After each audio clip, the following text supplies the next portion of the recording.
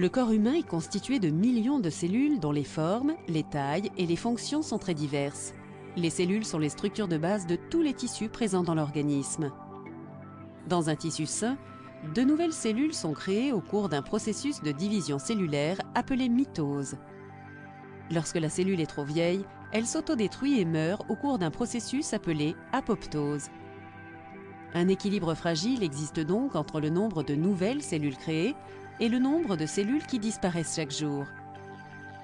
Lorsqu'un cancer se développe, cet équilibre s'en trouve rompu et les cellules commencent à se développer de manière anarchique. Ce déséquilibre peut être dû soit à une croissance cellulaire anarchique, soit à la perte de la capacité de la cellule à s'autodétruire, ce qui entraîne la formation d'une masse de cellules appelée tumeur. Une tumeur bénigne, c'est-à-dire non cancéreuse, est une excroissance de cellules d'apparence normale. Ces cellules restent cantonnées à leur siège d'origine. A l'inverse, les cellules malignes ou cancéreuses ont la capacité de migrer, on dit métastaser, vers d'autres régions du corps par le biais des systèmes circulatoires ou lymphatiques et forment de nouvelles tumeurs dans ces nouvelles zones. Les cancers portent le nom de l'endroit où ils ont pris naissance. Cette zone est appelée site primaire. Lorsqu'un cancer du poumon se propage vers le cerveau, la tumeur cérébrale est considérée comme une métastase du cancer pulmonaire et non comme un cancer du cerveau. On dit que la tumeur cérébrale est le site secondaire du cancer. Les poumons sont les principaux organes de l'appareil respiratoire. Ils ont l'apparence d'une éponge et sont divisés en lobes. Alors que le poumon droit est formé de 3 lobes, le poumon gauche n'en possède que 2 en raison de la position du cœur située du côté gauche du corps.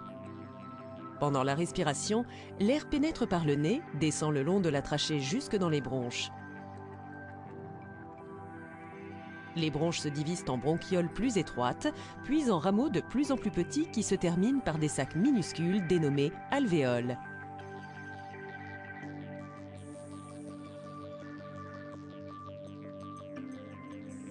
C'est dans les alvéoles que s'effectuent les échanges gazeux oxygène-dioxyde de carbone avec le sang.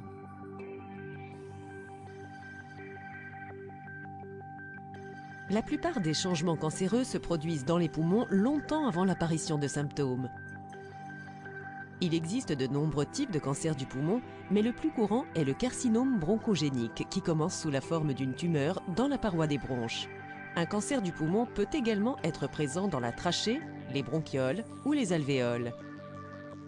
Le cancer du poumon est la principale cause de décès par cancer dans les deux sexes. Toutefois, selon une perspective des plus inquiétantes, le nombre de décès par cancer du poumon chez la femme sera supérieur au nombre de décès par cancer du sein. Le tabagisme constitue le principal facteur de risque associé au cancer du poumon.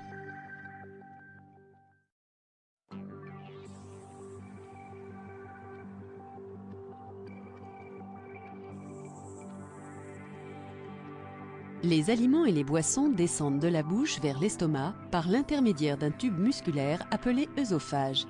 Il arrive parfois que les cellules de l'œsophage deviennent cancéreuses. Lorsque les cellules de l'œsophage se mettent à se diviser de manière anarchique, on parle de cancer de l'œsophage. Il existe 2 types de cancer œsophagien, le cancer à cellules squameuses et l'adénocarcinome. La muqueuse de l'œsophage est faite de cellules fines et plates, appelées cellules squameuses. Le cancer à cellules squameuses se développe dans la partie supérieure et médiane de l'œsophage.